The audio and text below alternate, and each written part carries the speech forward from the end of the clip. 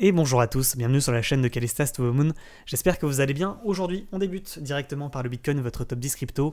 Et puis voilà, c'est parti. N'oubliez pas de liker la vidéo, de vous abonner, d'activer la cloche. Et bien entendu, je vous rappelle que ce contenu n'est pas un conseil d'investissement et que vous risquez des pertes financières. Je vous rappelle également que vous avez des liens affiliés en description, Bybit et Binance. Et qu'en passant par ces liens affiliés, vous avez moins 10% sur vos frais d'échange. Et qu'il y a actuellement un concours, enfin pas un concours, mais un giveaway Bybit. Pour 10 personnes, il y aura 10 gagnants qui gagneront chacun 50 bits. Voilà, donc vous avez jusqu'au 31 décembre pour vous inscrire, tout simplement. Allez, on débute directement par le Bitcoin avec cette vue long terme. Effectivement, je vous en ai parlé hier sur Twitch, puis également ce matin sur Twitter. Vous le voyez potentiellement, ici on a une sorte de bottom sur le Bitcoin en vue mensuelle à peu près à entre 30 000 et 35 000 $, et puis également une grosse résistance ici en vue semaine, voire en vue mensuelle également sur le Bitcoin, entre ici les 60 et les 65 000 $. Vous voyez également en vue mensuelle avec une sorte de double top en formation actuellement en vue mensuelle qui n'est pas encore validé puisqu'on n'a toujours pas atteint effectivement le bas de range à peu près situé à 35 000 $. Effectivement, pourquoi pas voir ici une entrée potentiellement en range dans les semaines à venir, dans les mois à venir sur le Bitcoin, avec un haut de range effectivement à peu près à 65 000 $ et un bas de range ici à 30 000 $. Alors effectivement, certains disent bon, c'est un range énorme à 30%, enfin même à un peu plus que 30%. Quand on regarde le bas et le haut de range, un range à 100%, mais effectivement c'est de l'analyse très long terme. Est-ce que c'est dérangeant de dire qu'effectivement ici on a vraiment un bottom et ici on a vraiment une résistance? Je pense pas, effectivement, que ce soit totalement délirant de dire que ici on a un milieu de range à peu près à 47 000 $ et que le bas de range soit à peu près situé à 30-35 000 $. C'est de l'analyse effectivement très long terme. Après, vous voyez ça de votre manière comme vous le souhaitez.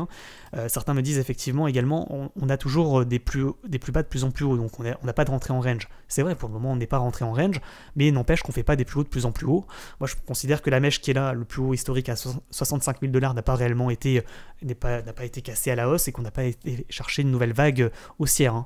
Ici, on avait effectivement une vague haussière, mais normalement, si on avait suivi la théorie des vagues d'Elliott, on aurait dû aller chercher un nouveau plus haut, quand même.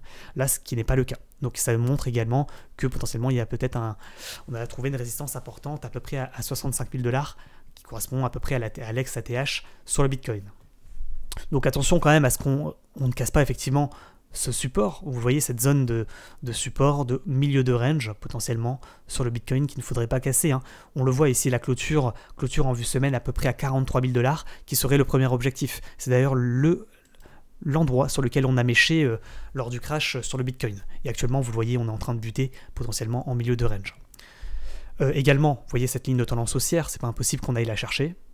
Tout simplement, ligne de tendance haussière long terme, correspondant finalement au bas de ce petit rectangle ici. Vous voyez à peu près l'objectif à 43 000 $. Maintenant, on le voit également, si on casse le dernier plus haut, ici à peu près à 52 000 $, ça voudrait dire qu'on casse la dernière résistance en vue semaine pour potentiellement aller rechercher à nouveau le haut de range. Donc ça, c'est de l'analyse effectivement très long terme qui est toujours à prendre en compte effectivement avant de potentiellement prendre une position sur le Bitcoin. C'est pour les long-termistes, tout simplement. Donc effectivement, potentiellement, rebond en milieu de range pour potentiellement repartir en haut de range. C'est pas impossible effectivement que ça nous fasse cette configuration. Également, on en parlait hier en vue journée, on avait une épaule tête-épaule, on vous a averti sur la chaîne. Épaule, tête, épaule, attention effectivement à cette cassure de ligne de coup, ce qui a été le cas et ce qui a entraîné le marché à la baisse avec un Bitcoin qui a cassé les 49 000 $, niveau à surveiller dont on avait parlé hier et qui a perdu à peu près 3,5%. Maintenant, pour ce qui est de l'analyse un peu plus court terme en vue journée, vous voyez, on est toujours dans une sorte de gros canal descendant. J'ai du coup tracé le range potentiellement entre 35 000 ou, effectivement, et le haut de range à peu près à 65 000, que vous voyez ici en vue semaine, que l'on retrouve. Et vous le voyez ici, on est dans un canal descendant en vue journée.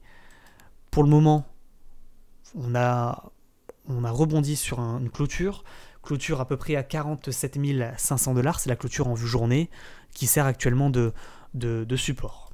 On le voit également, il y a rebond, on va chercher une résistance ici à peu près à 48 600 $. On rebondit à la baisse, on va rechercher à nouveau le support, et on le voit ici en vue 1 heure, effectivement, on latéralise finalement dans une sorte de range ici en vue 1 heure entre ces deux niveaux. Si cassure du haut de range, signal d'achat pour aller chercher le haut de canal descendant que l'on suit maintenant également en vue 1 heure, dont on a parlé hier sur Twitch. Là, vous le voyez, on est en train de buter sur le milieu de canal. si on casse le milieu de canal, effectivement, on pourrait aller chercher le haut de canal. Et la résistance située à 49 400 $. Pour résumer, sur le Bitcoin, dans les heures à venir, si on casse le haut de canal, ça pourrait être un beau signal d'achat pour aller chercher la résistance en vue la clôture ici. Alors on voit plus rien sur les tracés. Tac, tac. La clôture ici en vue journée, vous le voyez, à 50 600 $.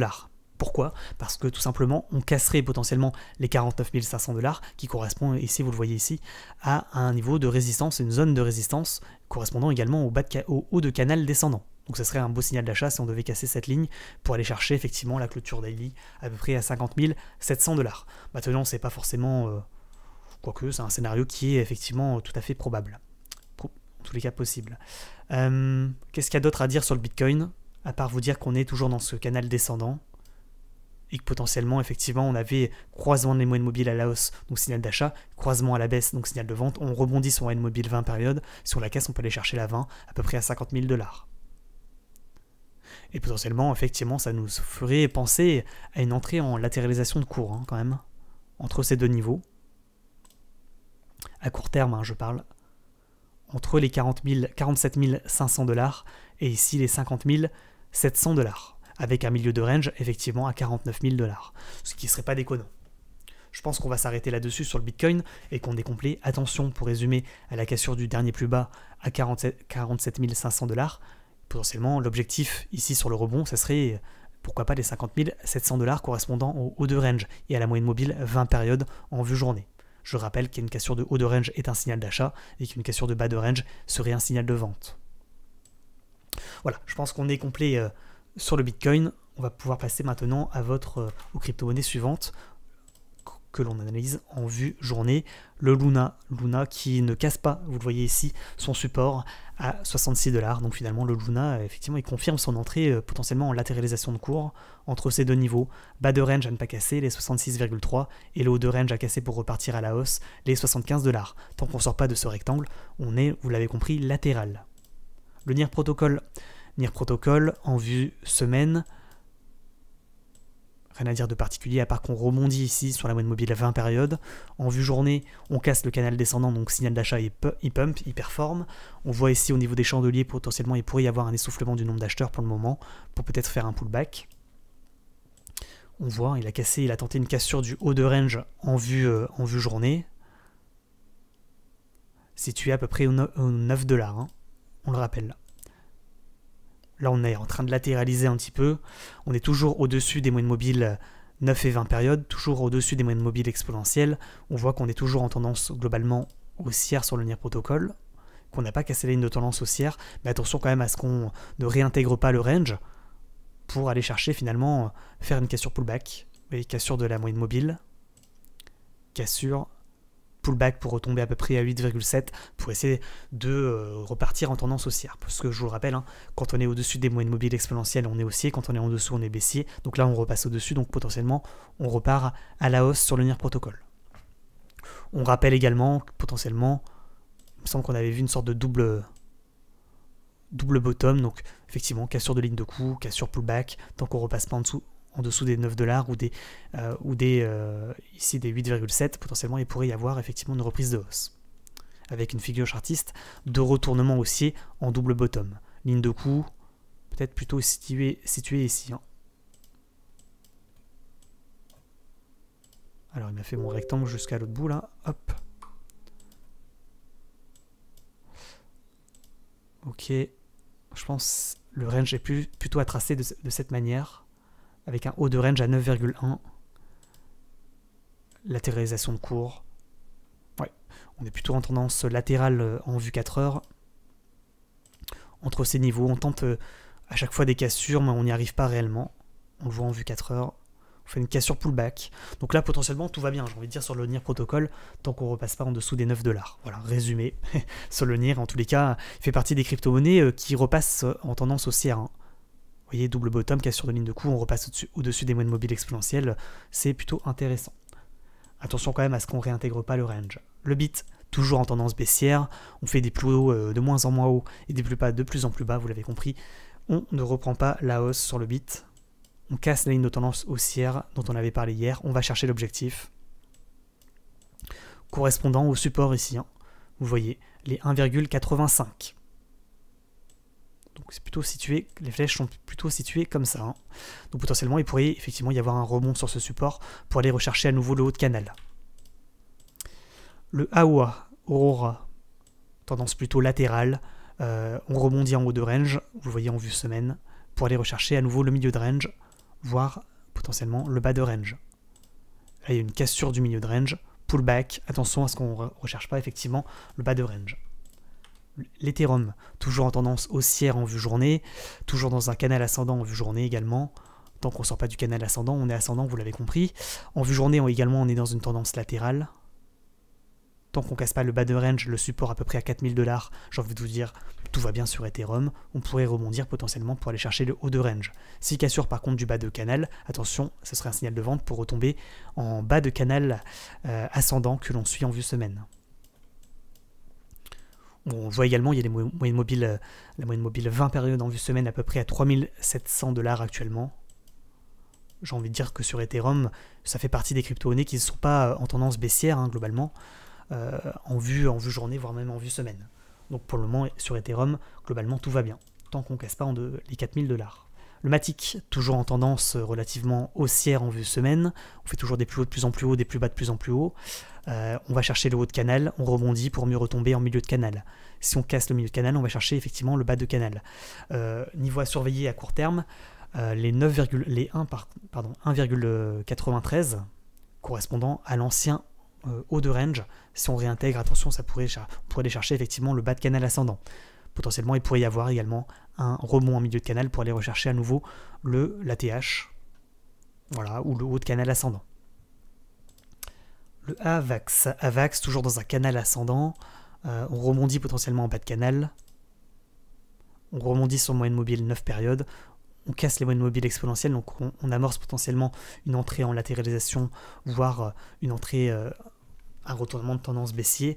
On le voit également en vue 4 heures, on est en latéralisation de cours. Niveau à ne pas casser les 84 $ correspondant au bas de canal et au bas de range. Objectif de cours, si on rebondit de manière confirmée, le haut de range à peu près à 96. Si on casse le haut de range, on pourrait aller chercher à nouveau le haut de canal descendant et le support à 104 $. Attention quand même, je le rappelle, à la cassure du bas de range qui serait à nouveau un signal de vente de continuation baissier. Le Pulse, toujours dans un canal ascendant, potentiellement il pourrait y avoir une entrée en bas de canal ascendant ici à 3,26 pour mieux effectivement rebondir et aller rechercher le milieu de canal, voire le haut de canal. Je rappelle quand même qu'une cassure d'un canal ascendant par le bas est un signal de vente. Donc attention, le CRO, on va chercher le bas de canal. Cassure, explosion, réintégration, on va chercher le bas de canal, on va chercher le haut de canal, et là on rebondit, on va rechercher potentiellement le bas de canal et le support à 0,533, qui serait un bon niveau d'entrée pour mieux repartir dans le canal. Attention quand même, si on devait casser effectivement le bas de canal, ça serait effectivement un signal de vente sur le CRO. Le CSPR, il casse son canal ascendant, donc signal de vente, on en avait parlé hier, on avait parlé effectivement de ce support à ne pas casser, les 0,165. Ça a cassé malheureusement, donc finalement on est sorti du range par le bas, donc signal de vente. On est en train potentiellement de réintégrer le range précédent que l'on suivait potentiellement en vue semaine. Il faudrait absolument repasser au-dessus des 154 $ sur le CSPR pour à nouveau redonner des signaux d'espoir de reprise de hausse. On le voit également sur CSPR, croisement des moyennes mobiles, donc signal de vente, potentiellement avec un retournement de tendance en cours. Conclusion sur CSPR, il faudrait repasser au-dessus des 153. Le BAT également, tendance haussière long terme, tendance qu'on n'a pas cassée, attention quand même à la cassure du support ici à 1.12. Si on casse ce niveau de support, ça correspond au milieu de canal, on pourrait aller chercher le bas de canal, tout simplement ici à 0,96. Si on rebondit, on pourrait aller chercher à nouveau effectivement le haut de range. Effectivement, on voit également un croisement des moyennes mobiles en vue journée, donc signal de vente. Attention à ce qu'on ne perfore pas ces moyennes mobiles exponentielles et qu'on ne casse pas le dernier support à 0,123 qui serait potentiellement effectivement un signal de vente de retournement de tendance ou d'entrée en latéralisation dans ce range, dans ce rectangle que vous voyez ici sur votre écran. Le UOS, tendance haussière, on rebondit à chaque fois sur la moyenne mobile sur la ligne de tendance haussière. Tant qu'on la casse pas, j'ai envie de vous dire, tout va bien. Maintenant, attention, croisement des moyennes mobiles également, donc potentiellement un signal de vente sur le UOS. Attention, moi j'ai envie de dire sur le UOS au support des 1.535 à ne pas casser, sinon effectivement on pourrait aller chercher les supports d'en dessous. Potentiellement reprise de hausse si on casse le range par le haut, vous le voyez ici, le haut de range situé à 1,745. Le BNB toujours en tendance latérale en vue journée, bas de range à ne pas casser effectivement à 531 $, milieu de range à peu près ici à 592 et haut de range ici à 655. Trading sur range sur le BNB, on achète en bas, on revend au milieu ou en haut de range, cassure d'un bas de range, signal de vente, cassure d'un haut de range, signal d'achat. Le Gala toujours... Gala c'est un peu ennuyeux, on a également un croisement des moyennes mobiles, attention à ce qu'on ne casse pas le dernier plus bas, qui signifierait finalement un signal de vente, niveau à surveiller, à peu près à 0,474 $. Sinon on repartirait chercher les supports d'en dessous. Maintenant il pourrait y avoir reprise de hausse si on casse le range, le rectangle par le haut, situé à 0,56. Donc pour le moment sur le Gala, vous l'avez compris, on est plutôt en tendance latérale, on fait potentiellement, pourquoi pas, une sorte de triangle de compression, de cette manière, et la résolution de ce triangle sera un signal d'achat ou de vente. Si cassure par le bas, signal de vente, si cassure par le haut, signal d'achat. C'est un peu le résumé avec les deux flèches qu'on avait précédemment sur l'écran. Voilà, je pense qu'on est complet sur les crypto-monnaies assez globalement qui tiennent un peu la route, qui sont soit haussières, soit latérales, même si effectivement sur certaines crypto-monnaies, notamment le Bit, on est baissier. Résumé, le Luna, on est haussier, le NIR, on est haussier, le Bit, on est baissier, le AOA, on est latéral, voire baissier, l'Ethereum, on est latéral, le Matic, on est haussier, on rebondit en haut de canal, le AVAX, on est haussier en vue long terme, mais on va chercher le bas de canal, attention à la cassure du bas de canal, le Pulse, on est toujours haussier, le CRO, on est toujours haussier, attention au support des 0,533, le CSPR, on fait potentiellement un retournement de tendance à la baisse, le BAT, on est sur support ascendant, attention à ne pas le casser, niveau à surveiller les 1.12, le UOS toujours en tendance haussière, attention à la cassure du support à 1.534, le BNB toujours latéral, attention à la cassure du support des 532 $, qui signifierait un retournement de tendance potentiellement à la baisse, le Gala toujours relativement haussier, mais on commence à avoir un croisement dans les moyennes mobiles, attention au support situé à 0,475, et puis voilà. Maintenant on passe au VeChain. Voilà, c'était le résumé de tout ce qu'on vient de dire. Toujours en tendance latérale en vue long terme, potentiellement le support ici pourrait servir de support. Enfin, c'est un peu bizarre de dire ça. En tous les cas, il pourrait arrêter la chute du cours. Vous l'avez compris, les 0,067 bas de range à surveiller. On est toujours dans un canal descendant en vue journée, donc tant qu'on ne sort pas du canal, vous l'avez compris, on est descendant. Hein. Sur le VeChain, niveau de résistance à casser pour repartir à la hausse, les 0,094. EGLD toujours également dans une... EGLD c'est un peu emmerdant parce qu'il casse le canal ascendant par le bas, donc signal de vente. Attention, cassure pullback, attention à ce qu'on ne reparte pas à la baisse hein, quand même. En tous les cas sur EGLD, vous l'avez compris, on est en tendance baissière comme sur le VeChain. On est en dessous des moyennes mobiles exponentielles et la seule chose qui nous ferait repartir à la hausse, c'est la cassure du canal par le haut. Vous le voyez, tendance latérale quand même en vue 4 heures. De cette manière. Donc finalement, ça nous dit que si on casse le dernier plus haut et le canal par le haut, ça serait un signal d'achat. Donc niveau à surveiller, je pense, en vue journée, potentiellement ce niveau, des 307 $. Pour potentiellement casser le range en vue 4 heures par le haut et casser le canal descendant par le haut pour repartir à la hausse. Pour le moment, un peu ennuyeux. Le ADA Cardano, toujours baissé dans son canal descendant. Le Solana, toujours relativement latéral. Attention à ce qu'il ne casse pas, effectivement, on en avait parlé hier, le support des 184 $. Pour le moment, il est en train de mécher, de faire des tentatives de cassure par le bas, mais pour le moment, ça tient. Effectivement, en vue journée, on a l'impression qu'il y a une cassure confirmée, hein, attention. On résume sur Solana, pour une reprise potentielle de hausse, il faudrait casser la ligne de tendance baissière par le haut pour reprendre la hausse. Donc niveau à surveiller, toujours le même, les 184,5 pour repartir à la hausse. Pour le moment, c'est pas le cas. Donc attention quand même à ce qui ne casse pas le support pour retomber sur le support en dessous à 135. Hein. Le CHZ, toujours en tendance relativement haussière en vue très long terme. On est en train de potentiellement tenter une cassure de la trendline de long terme à 0,316. Vue journée, on fait une cassure pullback, attention, on pourrait retomber ici à 0,243. Si on repasse au-dessus, ici vous le voyez, potentiellement de la résistance maintenant, à 0,317, il pourrait y avoir une reprise de hausse, pas avant. Le SHIB, tendance relativement baissière, on passe en dessous des moyennes mobiles exponentielles, on a eu un croisement des moyennes mobiles, donc signal de vente, on est en train petit à petit de retomber sur le SHIB, vous l'avez compris. Potentiellement, si on repasse au-dessus du support à 36,20, ça pourrait être un signal intéressant, à moindre mal. Maintenant, il faudrait effectivement, selon moi, reprendre le SHIB sur cassure confirmée des 41,2, pas avant, parce que là, effectivement, on pourrait rebondir en fait sur les lignes de tendance baissière et sur moyenne mobile exponentielle et moyenne mobile 20 périodes pour mieux retomber. Donc pour le moment, pas de reprise de tendance haussière sur le SHIB. Le DOT. Cassure d'un canal ascendant, signal de vente, cassure pullback, et maintenant on est toujours dans le canal descendant, donc on est toujours descendant tant qu'on ne sort pas du canal. Le Litecoin en vue semaine, toujours extrêmement latéral, on casse le milieu de range, on va chercher le bas de range à 118 potentiellement. On voit qu'on a des supports et des résistances intermédiaires sur le LTC. Je vous trace les niveaux sur le côté de l'écran. Le CAC, toujours en tendance baissière dans un canal descendant en vue semaine. En vue journée, on est également toujours descendant, ligne de tendance baissière. Si on casse cette ligne, potentiellement, on pourrait avoir un signal d'achat pour repartir à la hausse en vue journée, pour aller chercher potentiellement le haut de canal descendant, pour faire du trading effectivement en contre-tendance.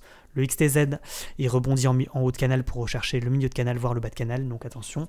Le SAND, il est en train de tester effectivement le SAND, la cassure potentielle du bas de canal ascendant, donc attention, on commence également à avoir un croisement des moyennes mobiles pour signifier potentiellement un signal de vente, ou en tous les cas potentiellement de retournement de tendance, ou d'entrée en latéralisation. Je pense qu'on est complet. N'oubliez pas de liker la vidéo, de vous abonner. N'oubliez pas surtout de suivre le Bitcoin. Potentiellement, vous le voyez, s'il y a rebond en milieu de canal, il pourrait effectivement rechercher les niveaux de résistance au-dessus, et pour rebondir finalement en milieu de canal pour aller chercher le haut de canal. Voilà. Maintenant, c'est pas forcément le scénario le plus privilégié, mais on va regarder en vue journée. Le Bitcoin, plutôt latéral, on voit potentiellement il pourrait aller chercher les 49 000, voire 50 000 $. Ce serait pas déconnant d'aller chercher le haut de range. On verra. En tous les cas, bonne journée à tous, bon trading à tous, et à demain. Ciao, ciao.